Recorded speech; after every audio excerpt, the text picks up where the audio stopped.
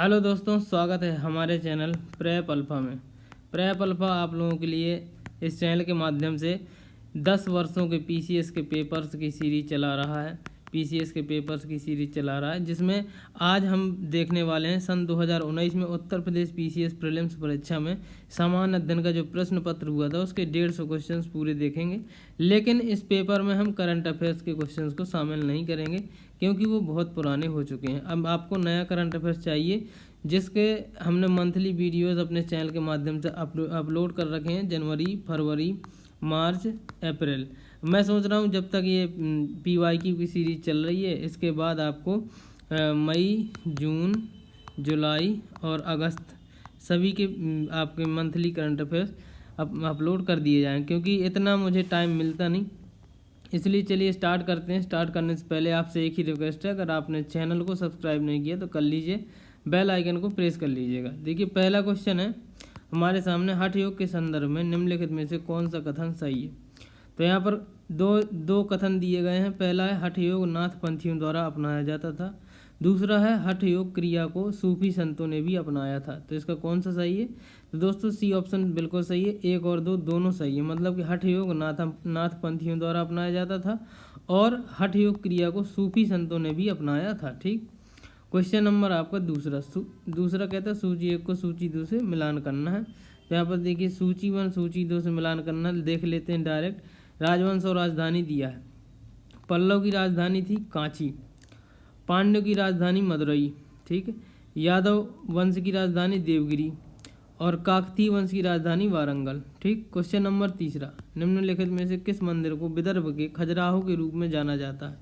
इसका ए नंबर बिल्कुल सही है। मार्कंडेश्वर मंदिर को विदर्भ का खजुराहो या मिनी खजुराहो के रूप में जाना जाता है। ठीक है। ये महाराष्ट्र के गढ़चिरौली में वेनगंगा नदी के किनारे स्थित है और 9वीं से 12वीं शताब्दी के बीच निर्मित है ये। क्वेश्चन नंबर चौथा, निम्नलिखित में से कौन सा सही सुमेलित नहीं है? तो यहाँ पर देखिए 4 ऑप्शन दिए गए हैं, कौन सा सही सुमेलित नहीं है। तो डी नंबर गलत है। कह रहा जरीब एक प्रकार का कर होता है, ये गलत है। जरीब जो है भूमि नापने का एक मानक है। ये कह सकते हैं भूमि का मापन जरीब के द्वारा किया जाता है।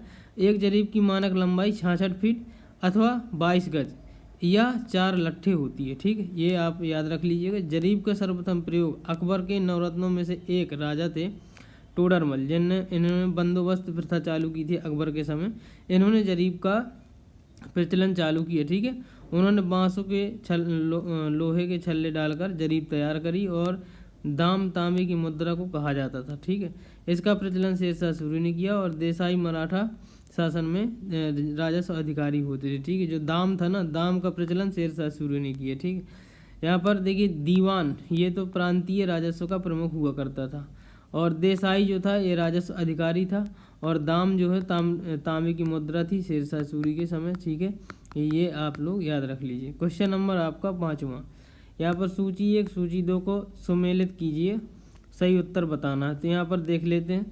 मुल्ला दाऊद की रचना है दोस्तों चंदायन। ठीक। दामोदर कवि की रचना है पद्मावत कथा और यहाँ पर सोमनाथ की रचना है राग विबोध। अमीर खुसरो की रचना है आशिका।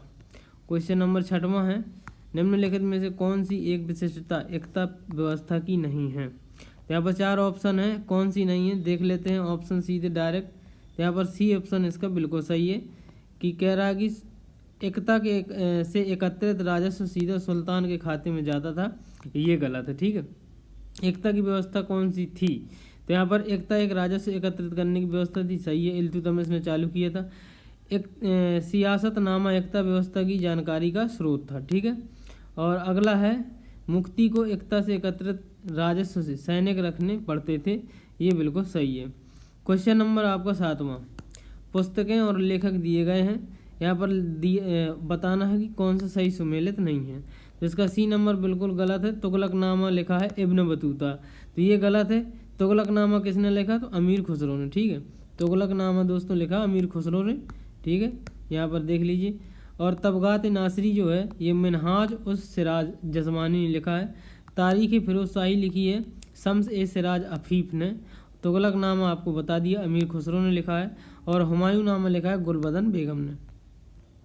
क्वेश्चन नंबर 8वां, निम्नलिखित राजाओं में से किसने अकबर के पूर्व तानसेन को संरक्षण दिया था। अकबर के पहले तानसेन को किसने संरक्षण दिया, ये पूछ रहा है।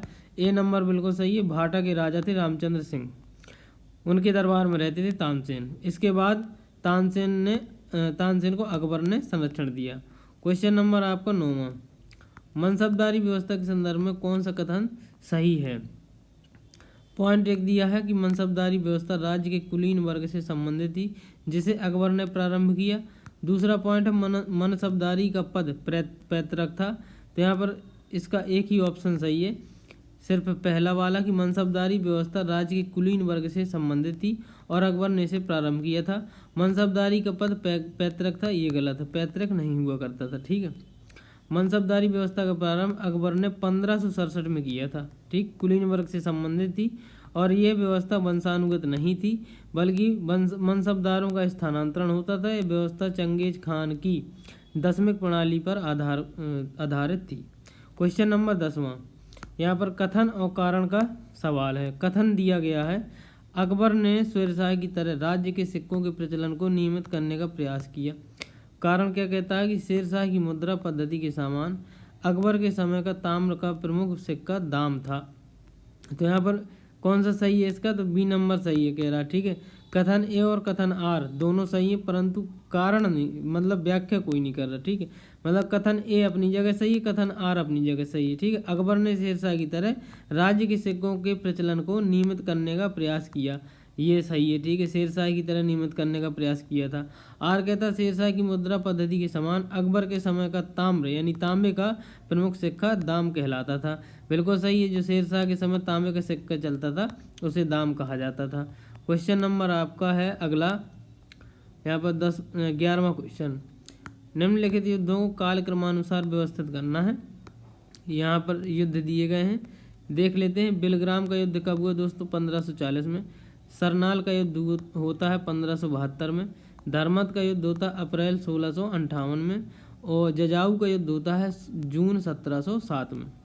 क्वेश्चन नंबर आपका 12वां, निम्नलिखित स्मारकों को कालक्रमानुसार व्यवस्थित कीजिए और नीचे दिए हुए कूटों में सही उत्तर का चयन करना है। तो यहाँ पर कालक्रमानुसार व्यवस्थित करना है, तो बी नंबर इसका सही है, कह रहा अटाला मस्जिद जौनपुर। ठीक है, इसके बाद आपका है शेरशाह सूरी का मकबरा सासाराम बिहार में जो बना। इसके बाद हुमायूं का मकबरा दिल्ली वाला बनवाया गया और इसके बाद राबिया उद दौरानी का मकबरा जो औरंगाबाद में है उसका निर्माण किया गया। ठीक है, यहाँ पर देखिए जौनपुर में जो अटाला मस्जिद है उसका निर्माण हुआ 1408 में और यहाँ पर देखिए ये इब्राहिम शाह सरकी ने करवाया। ठीक है, इब्राहिम शाह सरकी ने करवाया इसका निर्माण। कब करवाया, तो 1408 में। किसका, जौनपुर वाले का 1408 में इब्राहिम शाह सरकी ने कराया।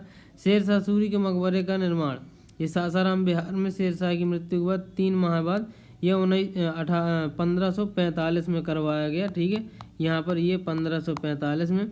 और हुमायूं का मकबरा 1570 में। ठीक है, 1570 में हुमायूं का मकबरा और इसके बाद जो दिल्ली में स्थित है और हुमायूं की रानी हमीदा बानो बेगम ने इसका करवाया था। राबिया उद दौरानी का मकबरा ये बीबी का मकबरा महाराष्ट्र के औरंगाबाद में स्थित है। क्वेश्चन नंबर 13वां है, इसमें सूची 1 को सूची 2 से मिलान करना है। सूची 1 में यहाँ पर देखिए संधियाँ दी गई हैं और इनके सनवर्ष दिए गए हैं। डायरेक्ट देख लेते हैं। इलाहाबाद की संधि जो हुई 1765 में अंग्रेज और शाह आलम द्वितीय के बीच में हुई थी। मंगलौर की संधि हुई 1784 में अंग्रेज और टीपू सुल्तान के बीच हुई। और सालबाई की संधि जो हुई 1782 में अंग्रेज व मराठों के बीच में। मद्रास की संधि होती है 1769 में अंग्रेज और हैदर अली के बीच में। क्वेश्चन नंबर 14 है, इसमें भी सूची 1 को सूची 2 से मिलाना है। आंदोलन और उनके वर्ष दिए गए हैं, देख लेते हैं डायरेक्ट। यहाँ पर देखिए पाबना विद्रोह जो हुआ बंगाल में 1873 में हुआ। ठीक, 1873 से 1885 के मध्य हुआ। ठीक, एक आंदोलन हुआ 1921-22 में अवध के किसानों ने यह आंदोलन चलाया था। इसके नेता थे मदारी पासी और महरेब। ठीक, संथाल विद्रोह जो हुआ 1855-56 में हुआ, ये आदिवासियों के द्वारा चलाया गया। इसके नेता थे सिद्धू और कान्हू। ठीक, इसमें दामन एको यानी भागलपुर और राजमहल का संथाल क्षेत्र शामिल था। और ताना भगत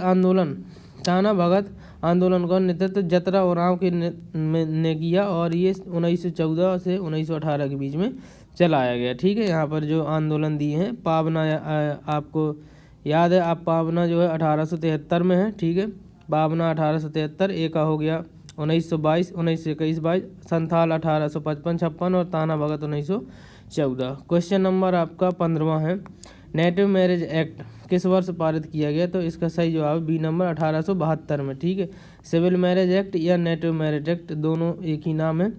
इसमें जो है लड़कियों की विवाह की न्यूनतम आयु 14 वर्ष और लड़कों की 18 वर्ष निर्धारित की गई थी। इसमें 16वां नंबर क्वेश्चन है, देखिए कथन और कारण दिए गए हैं। कथन कहता है कि बंगाल की एशियाटिक सोसाइटी की स्थापना वारेन हेस्टिंग्स के काल में हुई थी।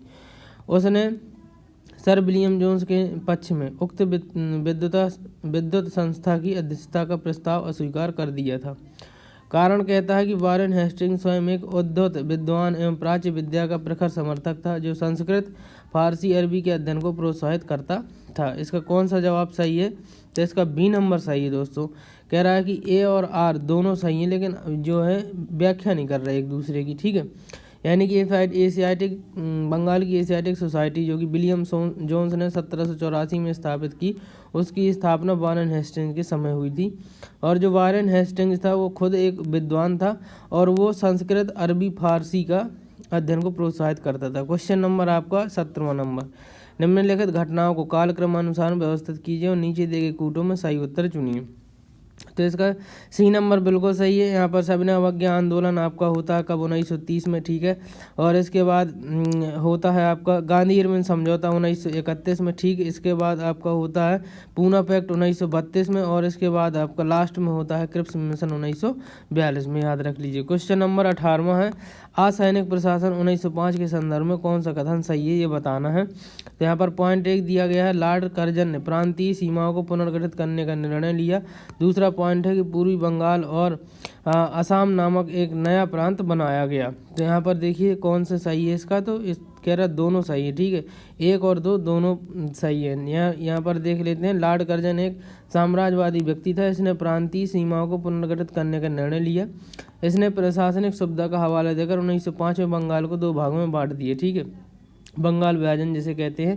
पहले भाग में पूर्वी बंगाल व असम, जबकि दूसरे भाग में शेष बंगाल, बिहार, उड़ीसा के क्षेत्र शामिल किए गए। क्वेश्चन नंबर 19वां है, मुस्लिम लीग और भारतीय राष्ट्रीय कांग्रेस के बीच राजनीतिक गतिरोध को दूर करने के लिए CR फॉर्मूला किसने बनाया था? तो इसका बी नंबर सही है, सी राजगोपालाचारी। ठीक है, CR फॉर्मूला मतलब CR गोपालाचारी, सन 1944 में बनाया गया ये फॉर्मूला था। क्वेश्चन नंबर 20वां है, निम्नलिखित में से कौन सा सही सुमेलित नहीं है? तो इसका डी नंबर सही है, सांप्रदायिक जो निर्णय या सांप्रदायिक पंचायत जो था यह 1932 में लिया गया था। ठीक है, ना कि 1933 में। भारतीय जल सेना अधिनियम 1927 में बिल्कुल सही है। सविनय अवज्ञा आंदोलन 1930 सही है, और द्वितीय गोलमेज अधिवेशन 1931 में, ये बिल्कुल सही है। ठीक है, जो सांप्रदायिक पंचायत था मैकडोनाल्ड के द्वारा 1932 में घोषणा इसकी की गई थी। क्वेश्चन नंबर आपका 21वां है, निम्नलिखित घटनाओं को कालक्रमानुसार व्यवस्थित कीजिए और नीचे दिए गए कूटों में सही उत्तर का चुनाव करना है।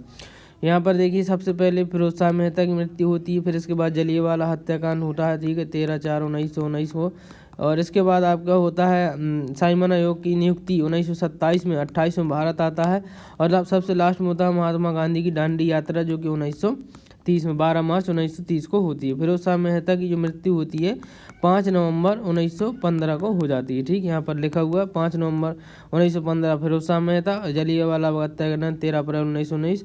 साइमन कमीशन ये 1927 में नियुक्ति नवंबर में।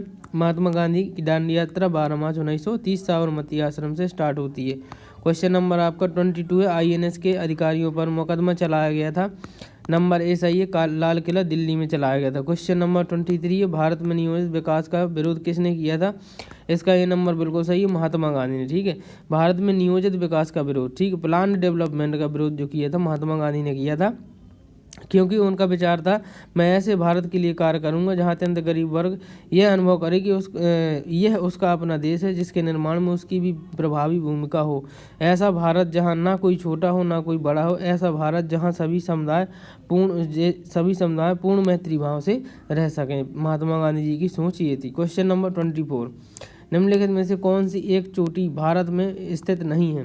इसका ए नंबर सही है, गुरला मंदाता। ये कहाँ स्थित है? ये दोस्तों तिब्बत चीन में स्थित है। ठीक है, तिब्बत चीन के जो क्षेत्र है उसमें स्थित है गुरला मंदाता। बाकी नामचा बरवा, कामेट और नंगा पर्वत ये सभी भारतीय श्रेणियाँ हैं। ठीक है, यहाँ पर देख लीजिए नामचा पर्वत जो है अरुणाचल प्रदेश में है, कामेट उत्तराखंड में है, गढ़वाल क्षेत्र में, और नंगा पर्वत आपका जम्मू कश्मीर में है, पीओके में स्थित है। क्वेश्चन नंबर 25, निम्नलिखित में से किस नदी के ऊपरी मार्ग में मीठा जल परंतु निचले भाग में खारे जल का प्रवाह मिलता है? इसका बी नंबर सही है, लूनी नदी, जो कि राजस्थान में बहती है, कच्छ के रन में विलीन हो जाती है। ठीक, क्वेश्चन नंबर आपको 26, मोरीबंद डेल्टा निम्नलिखित में से किस डेल्टा का उपभाग है? तो इसका सी नंबर बिल्कुल सही है, बंगाल डेल्टा का। ठीक है, जो मोरीबंद डेल्टा है वो बंगाल डेल्टा का उपभाग है। क्वेश्चन नंबर आपका 27 है, मध्य भाग में स्थित पहाड़ियों का पश्चिम से पूरब निम्नलिखित में से कौन सा सही है? पश्चिम से पूरब ऐसे बताना है। ठीक है, तो यहाँ पर देख लेते हैं सतपुड़ा, फिर महादेव, मैकाले और छोटा नागपुर पठार, जो कि आपका झारखंड में है। क्वेश्चन नंबर आपका 28, कथन और कारण का सवाल है। कथन दिया है भारत में सर्वाधिक सघनता वाला भूकंपीय क्षेत्र हिमालय क्षेत्र में स्थित है, और कारण दिया है हिमालय में कई अनुदैर्ध्य उत्क्रम क्षेत्र अवस्थित हैं इसलिए। तो यहाँ पर इसका सही जवाब है ए नंबर, यानी कि ए और आर भी सही हैं, और आर जो है ए का व्याख्या भी कर रहा है। ठीक है, सब सर्वाधिक सघनता जो भूकंपीय क्षेत्र है वो हिमालय क्षेत्र में ही स्थित है। उसका कारण है कि यहाँ पर अनुदैर्ध्य उत्क्रम क्षेत्र स्थित है इसलिए। क्वेश्चन नंबर आपका 29 है, मणिपुर पहाड़ियों से घिरा इम्फाल बेसिन एक सुंदर उदाहरण है किसका? तो यहाँ पर ए नंबर सही है, सरोवरी मैदान का। ठीक, क्वेश्चन नंबर आपका 30वां, निम्नलिखित नदियों में से कौन सा अपने भ्रंश घाटी प्रवाह के लिए प्रसिद्ध है? तो इसका बी नंबर सही है, दामोदर नदी घाटी। ठीक है, निम्नलिखित नदियों में से कौन सा अपने भ्रंश घाटी प्रवाह के लिए प्रसिद्ध है? तो दामोदर। क्वेश्चन नंबर आपका 31 है, हिमालय पर्वत श्रेणी के संदर्भ में निम्नलिखित में से कौन सा कथन सही है? तो एक पॉइंट है, पहला पॉइंट मुख्य हिमालय की परतदार चट्टानें जीवाश्महीन है। दूसरा पॉइंट है कि लघु हिमालय की परतदार चट्टानों में समुद्री जीव जंतुओं के जीवाश्म मिलते हैं। तो और तीसरा पॉइंट है आपका कि बाह्य हिमालय या शिवालिक हिमालय में मानव सभ्यता के अवशेष मिलते हैं। तो कौन सा सही है? तो डी नंबर सही, तीनों दोस्तों करेक्ट आंसर हैं। ठीक है, कि बाह्य हिमालय या शिवालिक हिमालय में मानव सभ्यता के अवशेष मिलते हैं, और दूसरा जो पॉइंट लिखा है कि लघु हिमालय की परतदार चट्टानों में समुद्री जीव जंतुओं का अवशेष मिलते हैं, जीवाश्म मिलते हैं, ये भी सही है। और मुख्य हिमालय की परतदार चट्टानें जीवाश्महीन है, ये भी ठीक है। जो मेन हिमालय है उसमें जीवाश्म नहीं पाए जाते हैं, जो लघु हिमालय है उसमें जीवाश्म पाए जाते हैं, और जो शिवालिक हिमालय है उसमें मानव सभ्यता के अवशेष मिले। क्वेश्चन नंबर आपका 32, भारत के उत्तर पश्चिम मैदानों में निम्नलिखित विक्षोभ से होने वाली वर्षा की मात्रा क्रमशः कम होती जाती है। तो इसका बी नंबर सही है, पश्चिम से पूरब की ओर। ठीक है, जो पश्चिमी विक्षोभ होता है उसमें पश्चिम से पूरब की ओर वर्षा की मात्रा कम होती जाती है। ठीक है, मतलब पश्चिम में अधिक वर्षा होगी और पूरब में कम होती जाती है। क्वेश्चन नंबर आपका 33, सूची 1 को सूची 2 से मिलान करना है। यहाँ पर देख लेते हैं डायरेक्ट मिलान। तलचर जो कोयला क्षेत्र है वो महानदी की घाटी में अवस्थित है, उड़ीसा में है। ठीक, कर्णपुरा दामोदर घाटी क्षेत्र में अवस्थित है। सिंगरौली आपका है सोन नदी घाटी में स्थित, जो कि एमपी में है। और आपका सिंगरेनी है, सिंगरेनी गोदावरी घाटी में स्थित है, ये जो है कर्नाटका में, याद रख लीजिएगा। ठीक है, सिंगरेनी और सिंगरौली दोनों बहुत इंपॉर्टेंट है, कई बार पेपर में कंफ्यूज करने के लिए आ जाते हैं। सिंगरेनी आपका कहाँ है? कर्नाटका में, और सिंगरौली आपका है सोनभद्र में। ठीक, क्वेश्चन नंबर 34, श्याम विवर क्या होता है, यानी कि ब्लैक होल क्या होता है? तो डी नंबर बिल्कुल सही, सिमट गया हुआ तारा।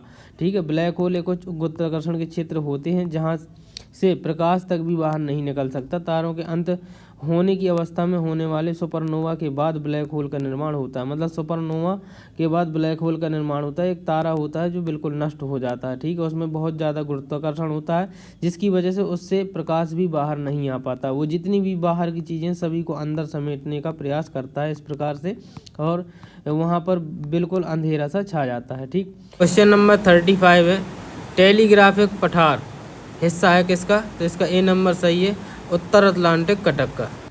क्वेश्चन नंबर 36 है, निम्नलिखित में से कौन सा एक नगर साइबेरिया पारीय रेल मार्ग पर अवस्थित नहीं है? इसका सी नंबर सही है, सोची। वहाँ की कजान, ओमस्क और चिता, ये तीनों जो शहर हैं वो साइबेरिया पारीय रेल मार्ग पर स्थित हैं। क्वेश्चन नंबर आपका 37 है, निम्नलिखित में से कौन एल्बिडो से संबंधित है? तो इसका डी नंबर सही है, वापसी की शक्ति। एल्बिडो का मतलब होता है रिफ्लेक्टिंग पावर। ठीक, यहाँ पर देखिए लिखा, किसी वस्तु की सतह पर पहुँचने वाले विकिरण यानी ऊर्जा के जितने भाग पर वापस परावर्तन हो जाता है उसे एल्बिडो या प्रत्यावर्तिता कहते हैं। इसे प्रतिशत में व्यक्त किया जाता है। यदि विभिन्न क्षेत्रों से प्राप्त एल्बिडो के आंकड़ों पर दृष्टिगत किया जाए तो पृथ्वी का औसत एल्बिडो 30% आता है। स्वच्छ जमी हुई बर्फ का एल्बिडो क्षमता सर्वाधिक होती है। मतलब कह सकते हैं कि जो पृथ्वी है सूर्य के प्रकाश का 30% भाग जो है ट्रांसफ़र कर देती है, बाकी 70% अवशोषित करती है। और जो जमी हुई बर्फ़ होती है स्वच्छ, उसकी एल्बिडो क्षमता सबसे अधिक होती है, लगभग 90% के समथिंग। क्वेश्चन नंबर 38 सूची 1 का सूची 2 से मिलाना। वनस्पति प्रकार और क्षेत्र दिए गए हैं, तो डायरेक्ट देख लेते हैं इसका मिलान। जो माकवी वनस्पति है दोस्तों, माकवी वनस्पति ये भूमध्य सागर के तटीय क्षेत्र में पाई जाती है। फेमस वनस्पति दक्षिण अफ्रीका में पाई जाती है। चैपरेल वनस्पति कैलिफोर्निया में पाई जाती है। और यहाँ पर देखिए मैटोरल वनस्पति चिली में पाई जाती है। अगला क्वेश्चन भी है, लिस्ट 1 को लिस्ट 2 से मिलाना है। देश और राजधानियाँ दी गई हैं, यहाँ पर डायरेक्ट देख लेते हैं। उज्बेकिस्तान की राजधानी दोस्तों ताशकंद है। तजिकिस्तान की राजधानी है दुशांबे। किर्गिस्तान की राजधानी है बिश्केक। और तुर्कमेनिस्तान की राजधानी है अशगाबाद। क्वेश्चन नंबर 40वां है, यहाँ पर भी सूची 1 का सूची 2 से मिलान करना है। प्राकृतिक वनस्पति और क्षेत्र दिए गए हैं, तो यहाँ पर देखिए अधिजीवी वनस्पति ये भूमध्य रेखीय क्षेत्र में पाई जाती है। बबूल जो है, बबूल सहारा रेगिस्तान में पाया जाता है। बायोबाब जो है सवाना भूमि से संबंधित है। और देवदार जो है भूमध्य सागरीय क्षेत्र में पाया जाता है। क्वेश्चन नंबर 41 है, स्वेज नहर क्षेत्र में उत्तर से दक्षिण दिशा की ओर पड़ने वाले झीलों का सही क्रम बताना है, मतलब नॉर्थ टू साउथ। तो यहाँ पर देखिए डी नंबर इसका सही। टिम्सा लेक सबसे नॉर्थ में है, फिर ग्रेट बिटर लेक है और लिटिल बिटर लेक साउथ में है। क्वेश्चन नंबर आपका 42, यहाँ पर कथन और कारण का सवाल है। कथन कहता है हिंद महासागर कई बड़ी शक्तियों का सैन्य अड्डा बन गया है। कारण कहता है कि हिंद महासागर से निकटवर्ती देशों को बहुत भौगोलिक राजनीतिक लाभ हैं।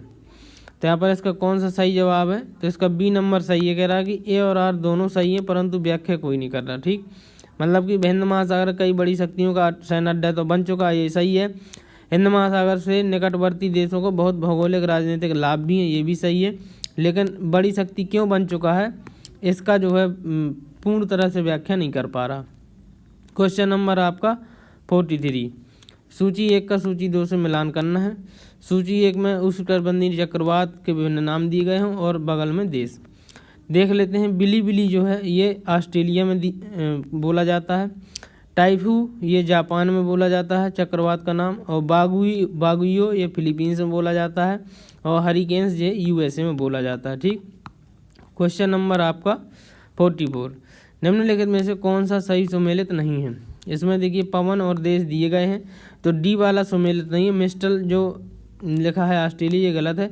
मिस्ट्रल आपका मिस्र में है। ठीक है, मिस्ट्रल फ्रांस घाटी में चलती है, सॉरी। ठीक है, फ्रांस घाटी में चलने वाली ठंडी पवन है। बाकी सांता आना ये कैलिफोर्निया में चलती है। हबूब जो है सूडान में चलती है।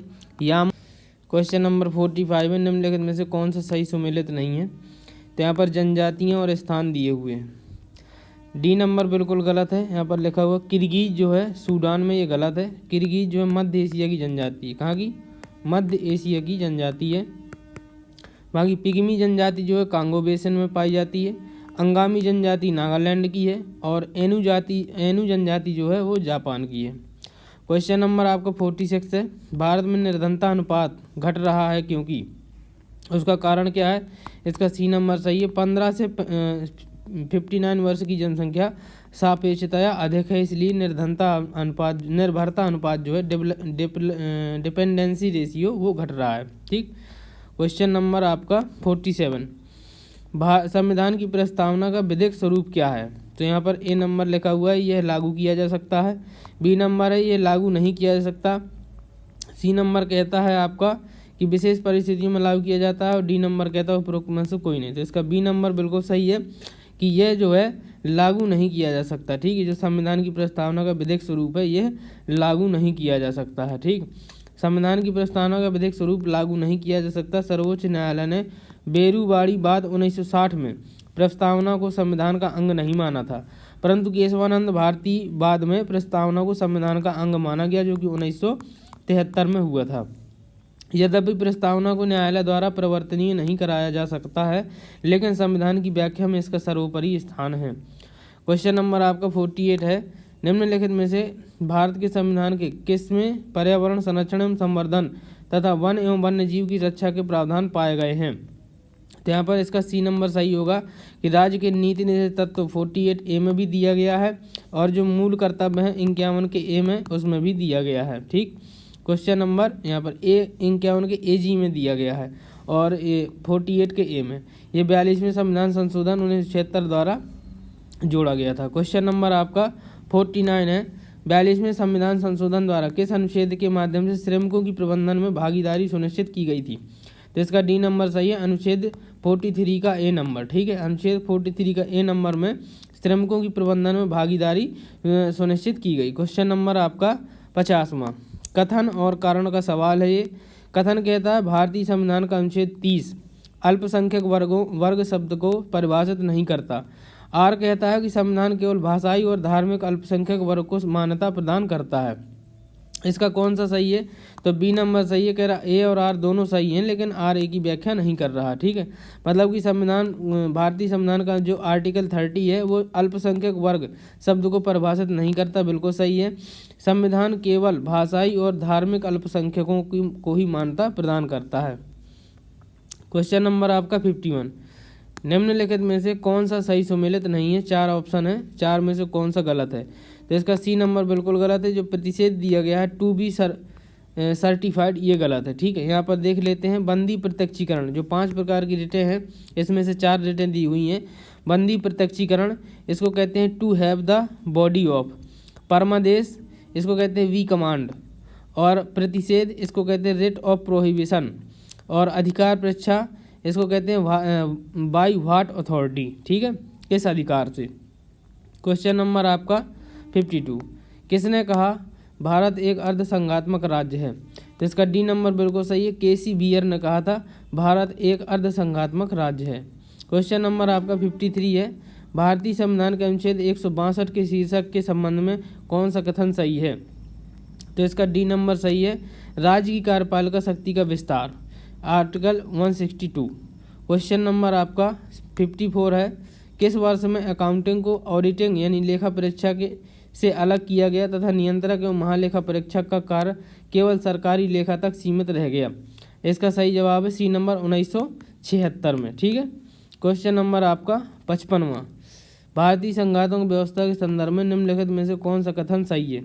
पॉइंट नंबर 1 कहता है भारतीय संविधान के अंतर्गत राज्यों को संघ से अलग होने का अधिकार नहीं है।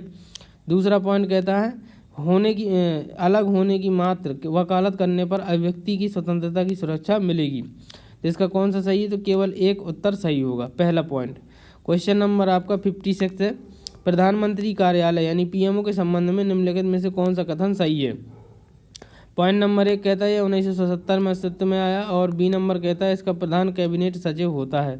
इसका प्रधान जो होता है कैबिनेट सचिव होता है। तो इसका कौन सा सही है? तो सी नंबर सही है, केवल एक कथन सही है, मतलब कि जो पीएमओ कार्यालय है, पीएमओ कार्यालय 1977 में अस्तित्व में आया था। क्वेश्चन नंबर आपका 57, ठीक है, धन विधेयक भारत के संविधान के किस अनुच्छेद में परिभाषित किया गया है? तो आर्टिकल 110 में। ठीक है, प्रधानमंत्री कार्यालय 1977 से पहले प्रधानमंत्री सचिवालय कहलाता था। प्रधानमंत्री कार्यालय की स्थापना 1977 में की गई थी, जो प्रधानमंत्री के प्रधान सचिव के नेतृत्व में किया जाता है। इस समय मोरारजी देसाई प्रधानमंत्री थे। वर्तमान में प्रधान सचिव जो है ये गलत है। ठीक है, प्रधानमंत्री के प्रधान सचिव होते हैं। क्वेश्चन नंबर आपका 58 कहता है निम्न घटनाओं को कालक्रमानुसार व्यवस्थित करना है और नीचे दी गई कूटों में सही उत्तर का चुनाव करना है। तो यहाँ पर सी नंबर इसका सही है। विलय पत्र पर महाराजा हरि सिंह ने विलय पत्र पर हस्ताक्षर किए पहले, इसके बाद जो है भारत का संविधान लागू होता है और जम्मू कश्मीर की प्रभुसत्ता संपन्न संविधान सभा ने भारत में विलय को अनुमति प्रदान की। और चौथा पॉइंट है कि जम्मू तथा कश्मीर राज्य का नया संविधान लागू हुआ। क्वेश्चन नंबर आपका 59, निम्नलिखित में से कौन सही सुमेलित नहीं है? 4 ऑप्शन है और एक गलत है। यहाँ पर सी नंबर गलत है, राज्यसभा में सीटों का बंटवारा दूसरी अनुसूची कह रहा है, ये गलत है। ठीक है, तो यहाँ पर देखिए लिखा हुआ राज्यसभा में जो सूची का सीटों का बंटवारा वो चौथी अनुसूची में दिया गया है। ठीक, बाकी तीनों सही हैं कि सार्वजनिक व्यवस्था, सार्वजनिक स्वास्थ्य और स्वच्छता ये राज्य सूची का विषय है। जनगणना आपका संघ सूची का विषय है, और जो दल बदल विरोधी है ये 10वीं अनुसूची से संबंधित है। क्वेश्चन नंबर आपका 60 है, कथन और कारण का सवाल है। कथन कहता है केंद्रीय कानूनों का संवैधानिक वैधता के संबंध में भारत के सर्वोच्च न्यायालय की अनन्य अधिकारिता है। कारण आर कहता है सर्वोच्च न्यायालय भारतीय संविधान का संरक्षक है। इसका कौन सा सही है? तो ए और आर दोनों सही हैं। आर ए की जो है व्याख्या कर रहा है। ठीक है, क्वेश्चन नंबर आपका नेक्स्ट है 61, पंचायतों के संदर्भ में निम्नलिखित में से कौन सा कथन सही है? तो यहाँ पर पहला पॉइंट है 50% सीटें अनुसूचित जाति अनुसूचित जनजाति की महिलाओं के लिए आरक्षित होंगी। दूसरा पॉइंट है ग्राम सभा एक निकाय है जिसमें गांव के रहने वाले सभी लोग होते हैं। तीसरा पॉइंट है मध्यवर्ती स्तर पर एक पंचायत होगी। तो यहाँ पर कौन सा सही है? तो तीसरा कूट बिल्कुल सही है, मध्यवर्ती स्तर पर एक पंचायत होगी, ये सही है, बाकी तीनों गलत हैं। क्वेश्चन नंबर 62, भारत में राष्ट्रीय पंचायती राज दिवस कब मनाया जाता है? तो इसका डी नंबर सही है, 24 अप्रैल को। ठीक, राष्ट्रीय पंचायती दिवस 24 अप्रैल को मनाया जाता है। यहाँ पर देखिए लिखा हुआ है कि 73वां संविधान संशोधन 1992 में पारित हुआ, जो कि 24 अप्रैल 1993 से लागू किया गया, इसीलिए इस दिन राष्ट्रीय पंचायत राज दिवस मनाया जाता है और इसकी शुरुआत 2010 से होती है। आर्टिकल 40 में पंचायतों का उल्लेख है और 24 अप्रैल 2021 को 12वां राष्ट्रीय पंचायती राज दिवस मनाया गया था। क्वेश्चन नंबर आपका 60 है, भारत के संविधान की 11वीं अनुसूची में कितने विषय दिए गए हैं? तो इसका सी नंबर सही है, 29 विषय दिए गए हैं। ठीक है, 11वीं अनुसूची में 29 विषय दिए गए हैं जो कि पंचायत से संबंधित है। क्वेश्चन नंबर आपका 64, भारतीय संविधान की 6ठी अनुसूची के प्रावधान निम्नलिखित में से किस राज्य में लागू होते हैं? तो इसका ए नंबर सही है, त्रिपुरा। ठीक है, 6ठी अनुसूची की जो प्रावधान है दोस्तों वो त्रिपुरा में लागू होते हैं। क्वेश्चन नंबर आपका अगला है 65, पर्यावरणीय कुजनेट वक्र पर्यावरणीय क्षति एवं प्रति व्यक्ति जीडीपी के मध्य संदर्भ दर्शाता है। इस पर्यावरणीय कुजनेट वक्र का आकार किस प्रकार का होता है? तो इसका ए नंबर सही है, उल्टा यू आकार का होता है, इस प्रकार का। ठीक, उल्टा यू आकार का होता है जो पर्यावरणीय कुजनेट वक्र होता है। क्वेश्चन नंबर आपका नेक्स्ट है 66 नंबर, भारत में सार्वजनिक क्षेत्र के कार्यों के संदर्भ में निम्नलिखित में से कौन सा कथन सही है? 4 कथन दिए गए हैं। पहला पॉइंट है सार्वजनिक उपयोगिता संसाधन प्रदान करता है। दूसरा पॉइंट सामाजिक और आर्थिक ऊपरी पूंजी का निर्माण करता है। तीसरा पॉइंट है संतुलित क्षेत्रीय और क्षेत्रीय विकास सुनिश्चित करता है। चौथा पॉइंट है समतावादी लक्ष्यों को आगे बढ़ाता है। तो यहाँ पर सी नंबर इसका सही है, चारों सही है पॉइंट। ठीक, क्वेश्चन नंबर आपका 67, बहुआयामी निर्धनता सूचकांक में निम्नलिखित में से कौन सा सही है? नीचे दिए कूटों में सही उत्तर का चयन करना है। तो इसका डी नंबर सही है, 2 और 3। ठीक है, शिक्षा और जीवन स्तर, जो बहुआयामी निर्धनता सूचकांक है उसमें शिक्षा और जीवन स्तर को जोड़ा जाता है।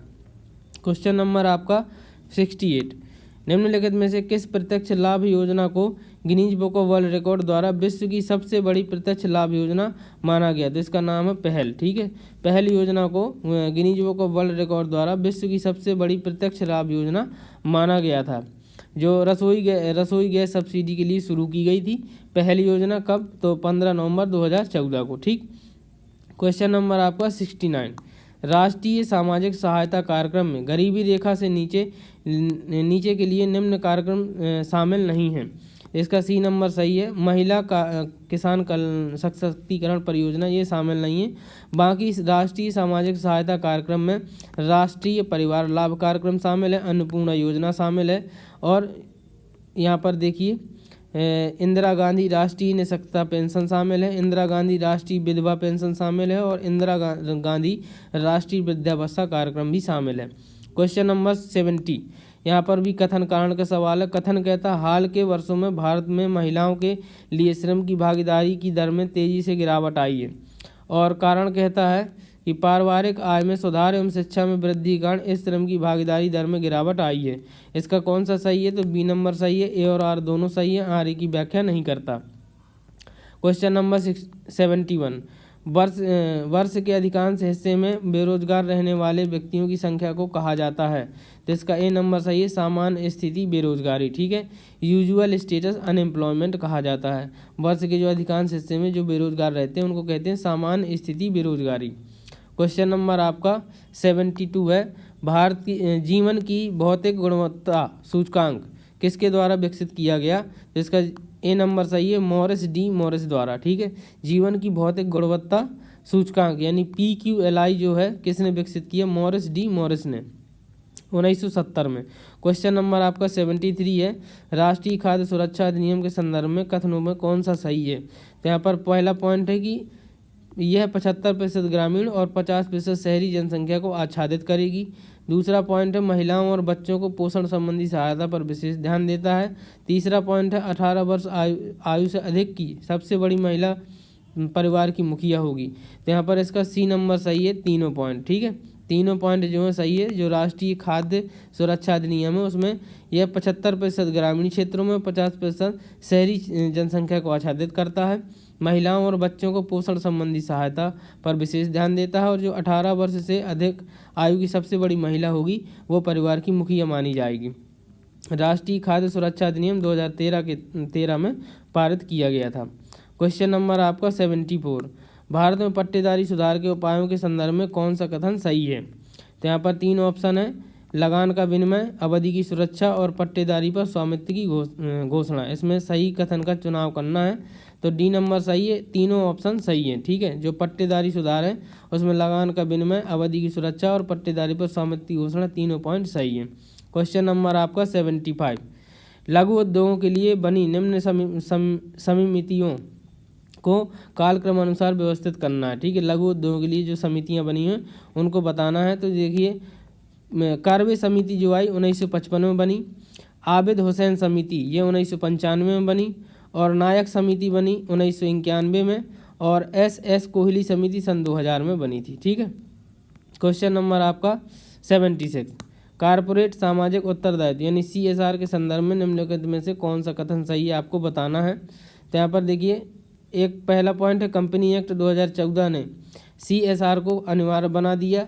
दूसरा पॉइंट है इसके अंतर्गत आने वाली कंपनियों को अपने वार्षिक शुद्ध लाभ का 1% CSR गतिविधियों में व्यय करना होगा। ठीक है, तो यहाँ पर क्या सही है? तो डी नंबर सही है, ना तो 1 और ना 2, दोनों गलत हैं। ठीक है, क्वेश्चन नंबर आपका 77, निम्नलिखित में से कौन सा भारत में सतत विकास लक्ष्यों के कार्यान्वयन के लिए एक नोडल संस्था है? तो इसका सी नंबर सही है, नीति आयोग। इसकी स्थापना होती 1 जनवरी 2015 को। ठीक, योजना आयोग के स्थान पर, जो कि सतत विकास लक्ष्यों के कार्यान्वयन के लिए जानी जाती है, यानी SDG लक्ष्य जो कि इंडिया के अंदर चालू हैं वो नीति आयोग देखता है। क्वेश्चन नंबर आपका नेक्स्ट है 78, जब किसी साबुन के बुलबुले को आवेशित किया जाता है तो निम्न में से क्या घटित होता है?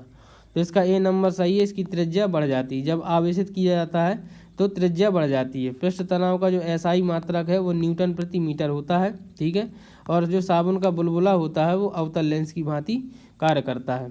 क्वेश्चन नंबर आपका 79, प्रकाश ऊर्जा का ऑप्टिकल फाइबर में संचरण निम्नलिखित घटना में अनुप्रयोग किया जाता है। तो इसका पूर्ण आंतरिक परिवर्तन के कारण होता है। ठीक है, प्रकाश ऊर्जा का ऑप्टिकल फाइबर में जो संचरण होता है ये पूर्ण आंतरिक परिवर्तन के कारण होता है। क्वेश्चन नंबर 80, कौन सा सही सुमेलित नहीं है? 4 ऑप्शन है, इसमें एक गलत है। तो रेयान जो कह रहा है ये रूपांतरित स्टार्च है, ये गलत है। ठीक है, रेयान जो है ये कृत्रिम रेशा है। ठीक है, यानी संश्लेषित स्टार्च है। यहाँ पर देखिए सी नंबर है, नियोप्रीन ये विशिष्ट रबड़ है, बिल्कुल सही है। एस्पार्टम जो है संश्लेषित मधुरक है, ये बिल्कुल सही है। और जो ऑक्सीटोसिन है ये हार्मोन्स है, ये भी बिल्कुल सही है।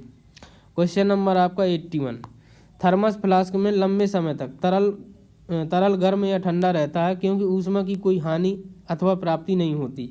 तो इसका ए नंबर कहता है संचालन कारण, बी नंबर कहता है संवहन एवं विकिरण कारण, मतलब, और सी इसका सही है, मतलब संचालन हो या संवहन या विकिरण हो, इसके कारण कोई भी ऊर्जा की हानि नहीं होती है थर्मस फ्लास्क में। इसलिए अगर कोई चीज़ ठंडी है तो उसमें ठंडी रहेगी, अगर गर्म है तो गर्म रहेगी। ठीक, क्वेश्चन नंबर आपका 82, निम्नलिखित में से किस पदार्थ में कैल्शियम विद्यमान है?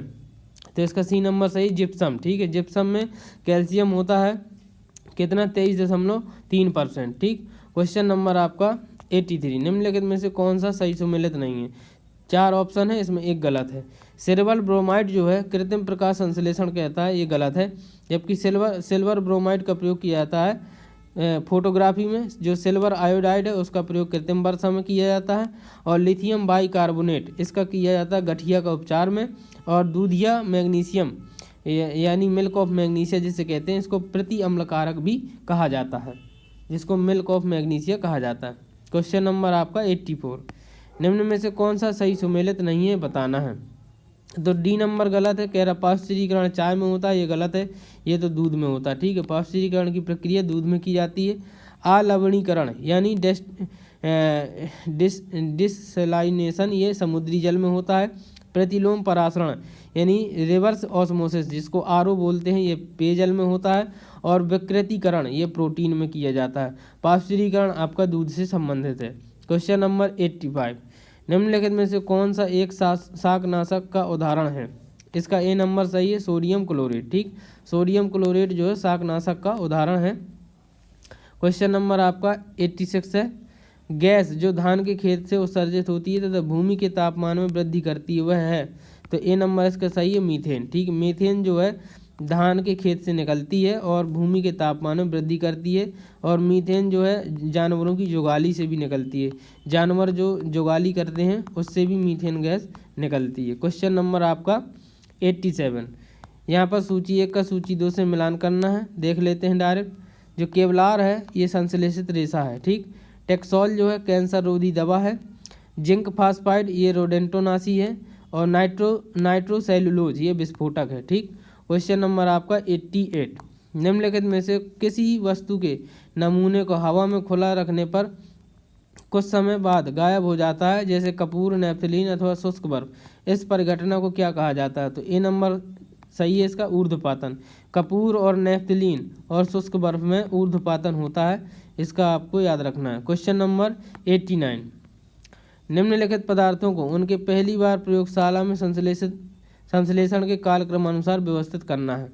किसको कब संश्लेषित किया गया, तो यहाँ पर देख लेते हैं। जो केवलार है 1964 में बनाया गया।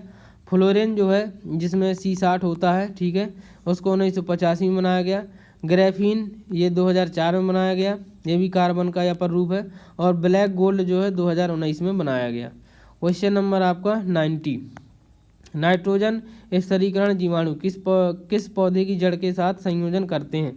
ए नंबर बिल्कुल सही है, दालों के जो पौधे होते हैं उनकी जड़ों के साथ नाइट्रोजन स्तरीकरण वाले जीवाणु पाए जाते हैं।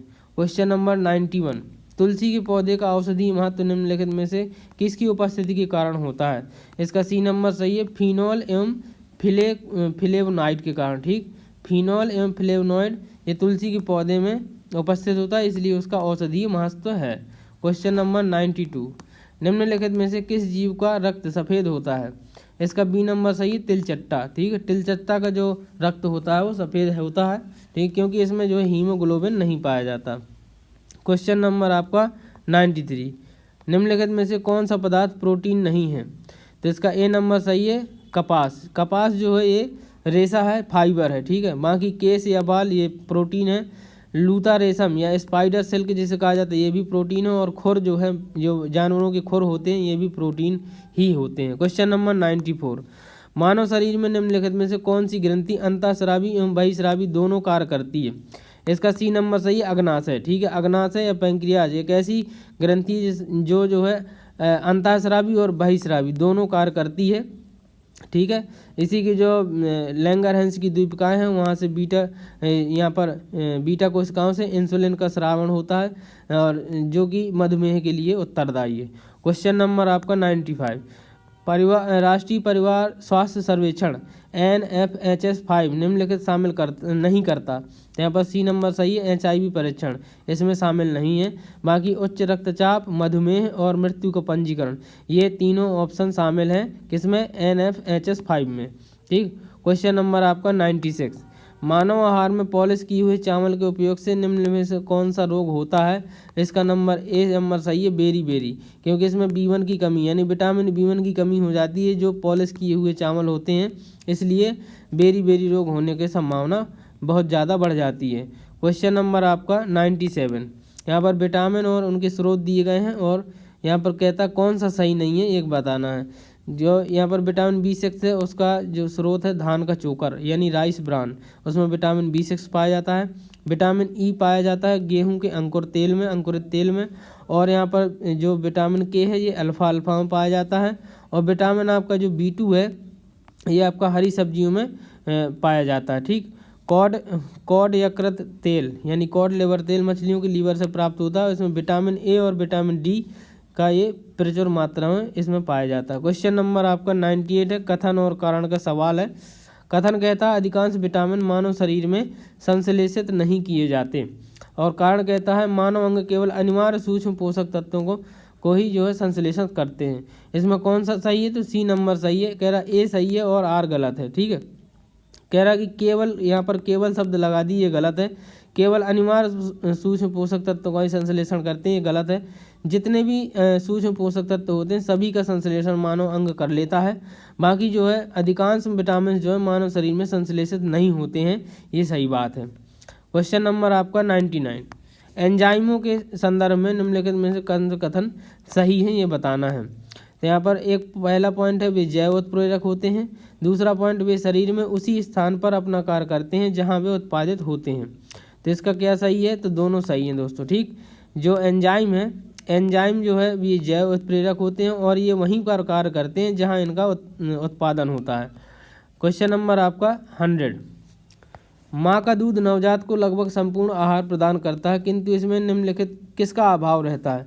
ए नंबर सही है, लौह तत्व का अभाव रहता है माँ के दूध में। बाकी पोटेशियम, मैग्नीशियम, कैल्शियम सभी चीज़ें इसमें पाई जाती हैं। क्वेश्चन नंबर 101 यानी 101, बिब्लियोमेट्री ये क्या है?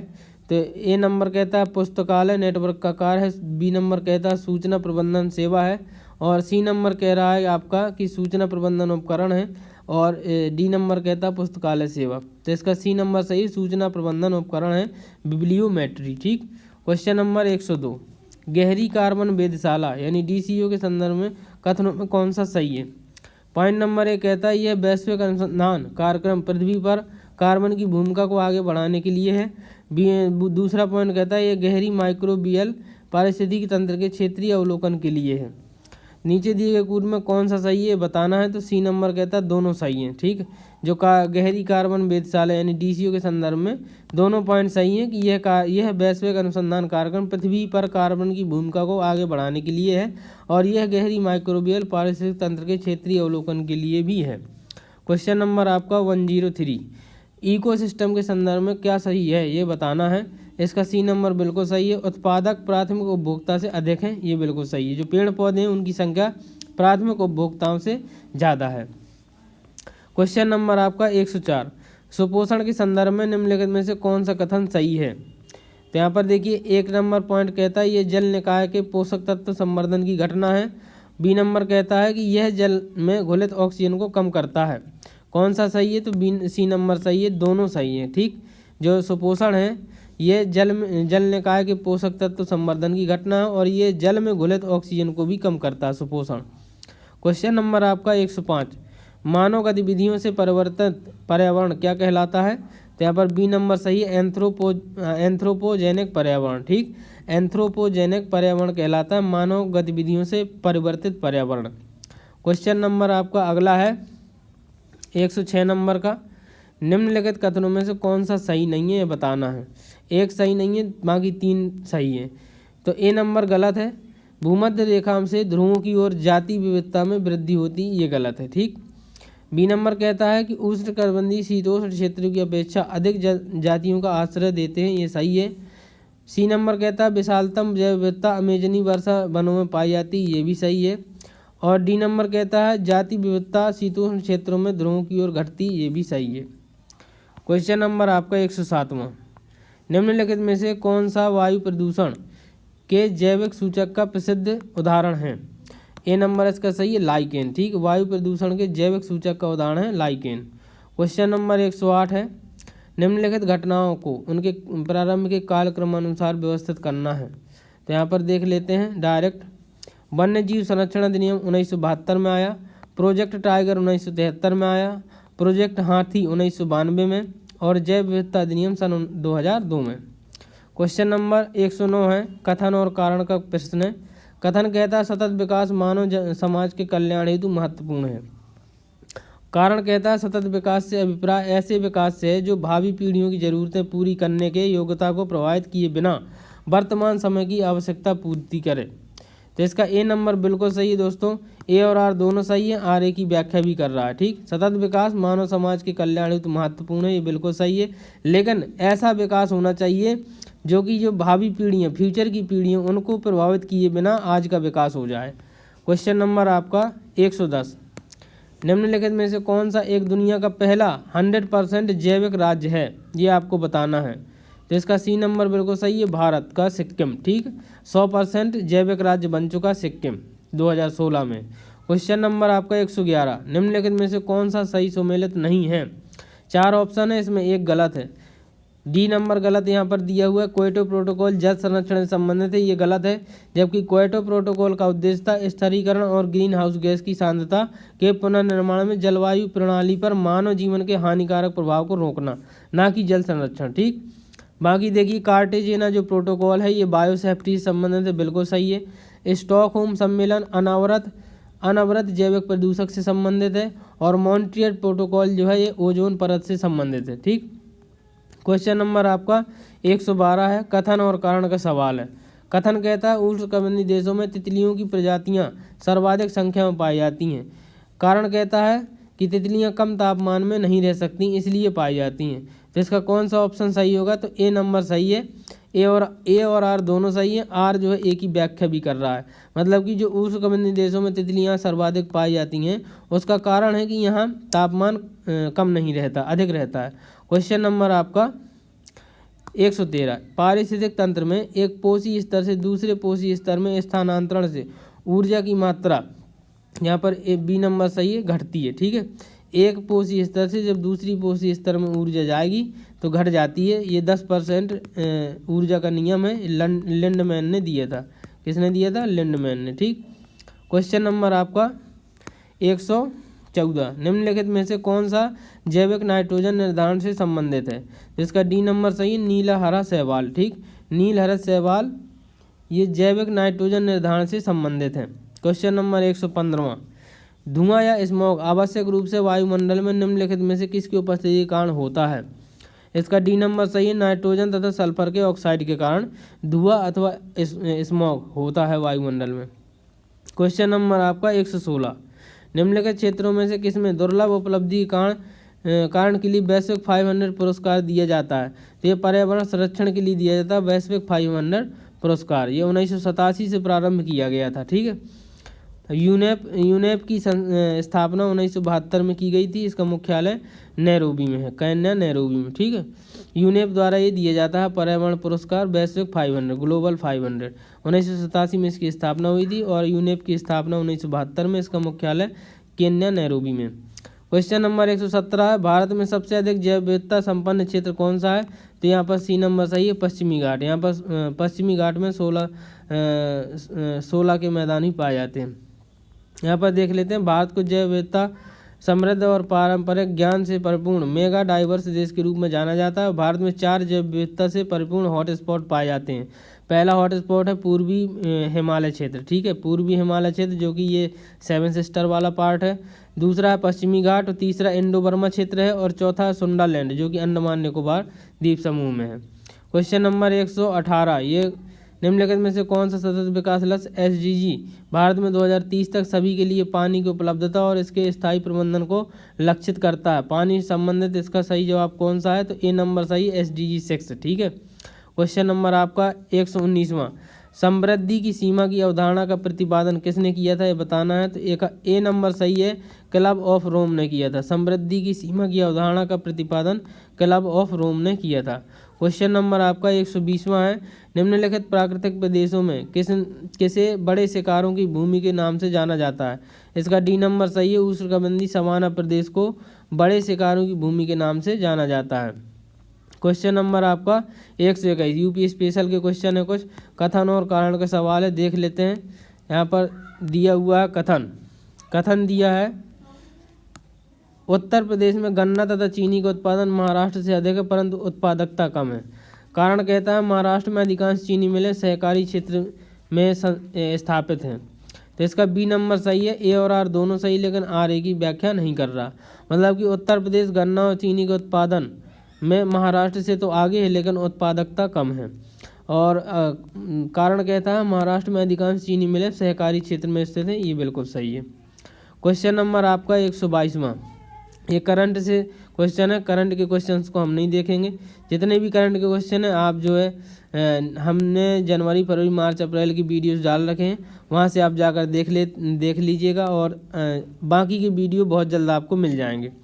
क्वेश्चन नंबर 142 विविध के क्वेश्चन है। भारतीय भाषाओं का केंद्रीय संस्थान निम्नलिखित में से किस स्थान पर अवस्थित है? तो इसका बी नंबर सही है, मैसूर में। ठीक है, भारतीय भाषाओं का जो केंद्रीय संस्थान है ये मैसूर कर्नाटक में स्थित है। क्वेश्चन नंबर आपका 143 है। अंतर्राष्ट्रीय सौर गठबंधन का सचिवालय वर्तमान में निम्नलिखित किस स्थान पर स्थित है? तो इसका सी नंबर सही है, गुरुग्राम, हरियाणा में। ठीक है, क्वेश्चन नंबर आपका नेक्स्ट है 144। कथन कारण का सवाल है। कथन कहता है मानव विकास सूचकांक यानी HDI एवं सतत विकास लक्ष्यों SDG पर आधारित भारतीय राज्यों की वरीयता में धनात्मक संबंध है। कारण कहता है SDG लक्ष्यों के आधारभूत आयाम शिक्षा एवं स्वास्थ्य से घनिष्ठता के साथ अंतर संबंधित है। इसका कौन सा सही है? तो ए नंबर सही है, ए और आर दोनों सही है और आर ए की व्याख्या भी कर रहा है। Question number 145। नागरिक पंजीकरण प्रणाली CRS के अंतर्गत कितने दिनों के भीतर जन्म तथा मृत्यु की घटना को भारत में रजिस्ट्रेशन कराना कानूनी रूप से अनिवार्य किया गया है? तो इसका सही जवाब है 21 दिन। ठीक है, 21 दिन के भीतर जन्म अथवा मृत्यु को रजिस्टर करवाना पड़ेगा भारत सरकार के तहत। क्वेश्चन नंबर आपका 146। The rise and growth of economic nationalism in India के लेखक कौन थे? इसका डी नंबर सही है, बिपिन चंद्र। ठीक है, the rise and growth of economic nationalism in India, इस पुस्तक के लेखक हैं कौन? बिपिन चंद्र। Question number 147। मजदूर किसान शक्ति संगठन नामक सामाजिक आंदोलन भारत में निम्नलिखित में से किससे संबंधित था?